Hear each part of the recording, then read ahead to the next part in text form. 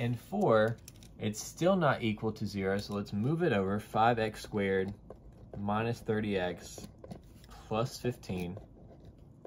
Now it's going to be greater than or equal to 0. I want to try to factor, and to do that, we would pull out a GCF. So 5 can go into everything. I see that, so let's pull out a 5.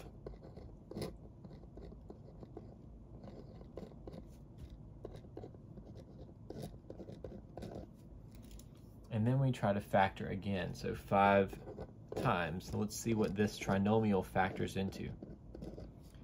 X squared would be x times x. And we want factors of 3, things that multiply to give us 3, but add to give me negative 6. I could do 3 and 1, but that's not going to give me a negative 6. And 1 and 3 still is not going to give me a negative 6. So what we see is that this doesn't factor.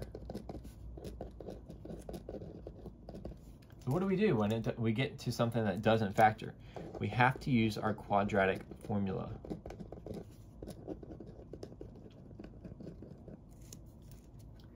And to do the quadratic formula, I'm going to go back to the original. So do the quadratic formula on that. We want it equal to 0, but I start out with 5x squared, 30x, and 15. That means let's see, x equals negative b plus or minus the square root of b squared minus 4ac all over 2a. If I plug that in, negative b was a negative 30 plus or minus the square root of b squared. So negative 30 squared minus 4ac. We plug those values in. All divided by 2a. We're going to try to simplify this as much as possible. That gives me a positive 30 plus or minus the square root of something divided by 2 times 15. So that's the 30. So we just got to figure out what's going underneath that radical. And I'm going to use my calculator for this. So negative 30 in parentheses squared minus 4 times 5 times positive 15. That gives me 600. Let's see, is the square root of 600 nice? Not exactly, but it does simplify down to 10 square roots of 6. So if it doesn't simplify to just a whole number, you have to simplify the radical down. Luckily, this calculator is nice and simplifies it for me. So 10 square roots of 6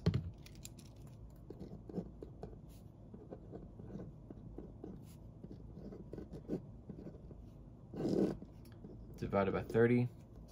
We simplified the whole thing at this point.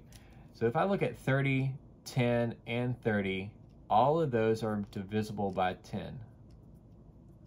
So I'm going to divide everything by 10 and get 3 plus or minus the square root of 6 divided by 3.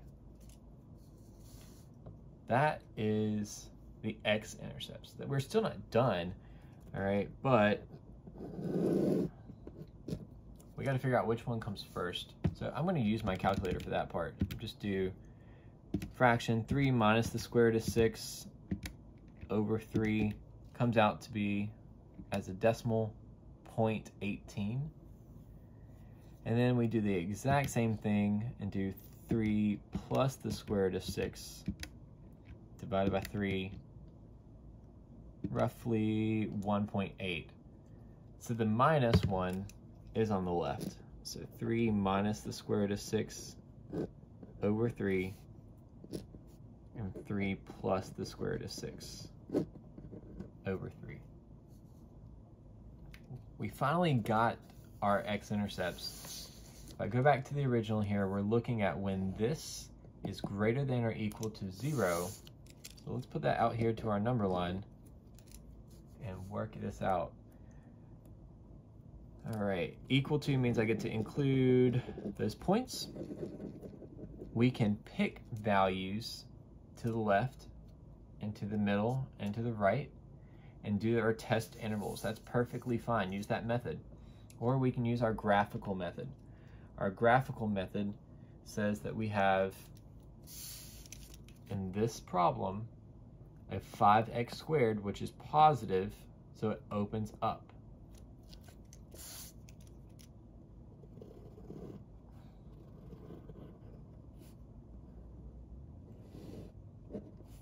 It's not a perfect parabola, but there's the idea. We want to know when it's greater than, so that would still be to the left and to the right. Those are our solution regions.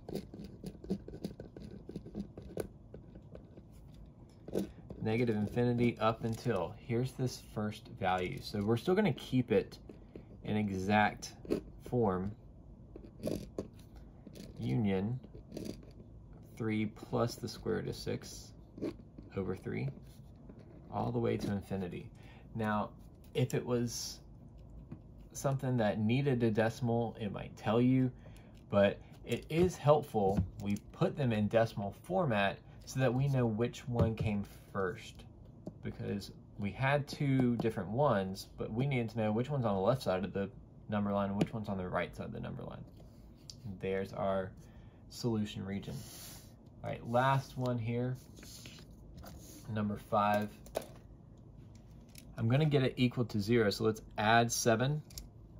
Negative x squared minus 2x plus 15, if I add 7 over. And it's finally equal to 0. I can try to factor. We haven't done a lot of these where we're factoring something with a negative in front. So we would factor out a -1, and that leaves me with x squared plus 2x minus 15.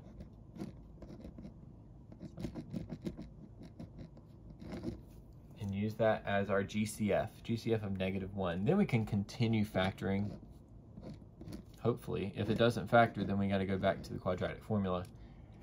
So x squared is x times x. Factors of 15, 5 and 3. Well, 5 and 3 do combine to give me a +2 if we have a +5 and a -3. I'm going to leave it like that.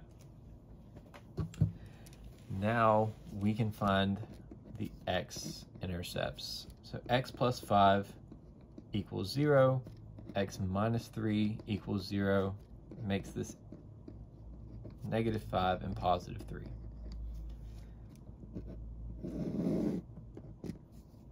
-5, +3. We want to know when it's greater than 0. So those are going to be open circles at the values.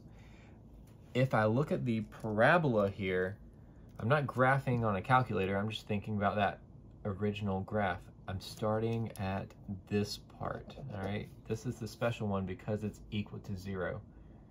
It's negative. That tells me our parabola goes down.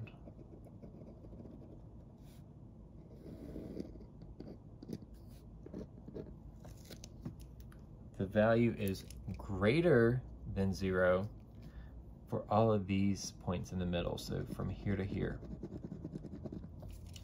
Our solution region is -5 to 3, both with parentheses.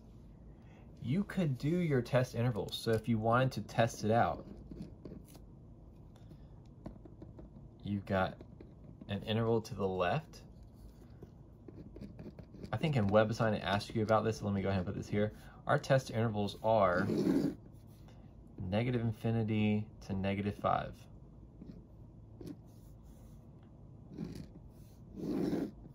We have another one from -5 to 3.